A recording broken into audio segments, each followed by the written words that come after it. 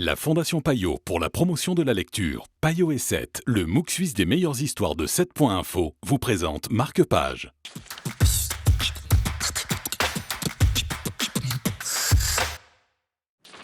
Bonjour et bienvenue dans Marque-Page. Bonjour Bertie.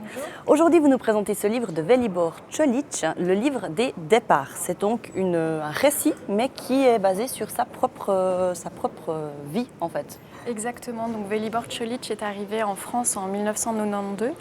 Il est d'origine bosniaque et en 1992, donc, il fuit son pays, il fuit l'armée et il arrive en France et devient réfugié politique. Donc dans ce livre-là, le livre de départ, il raconte son exil et ses misères, ses galères en France aussi, avec beaucoup d'autodérision sur lui-même. Et il pointe l'image de l'étranger qui arrive dans un pays dont il ne connaît pas les codes, dont il n'a pas l'apparence physique. De n'importe quelle personne. Voilà, il est tout de suite remarqué en tant qu'étranger et aussi surtout dont il ne partage pas la langue.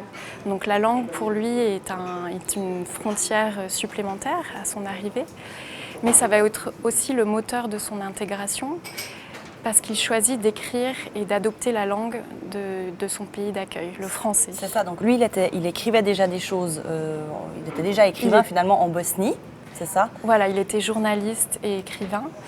Et donc en arrivant en France, il va vraiment chercher à apprendre rapidement la France pour pouvoir s'exprimer en français et écrire en français et être publié en français. Donc la littérature est un moteur aussi dans sa vie. Il parle énormément des auteurs qui l'accompagnent, des textes qui l'accompagnent dans ses chemins de misère en fait quand il arrive en France. Et tout ça, ça donne en fait donc ce livre, le livre des départs, où il nous raconte finalement tout ce qu'il a dû traverser pour arriver où il en est. Voilà. Exactement. Le livre des départs de Velibor Čolić, notre conseil dans Marque-Page aujourd'hui. À très bientôt.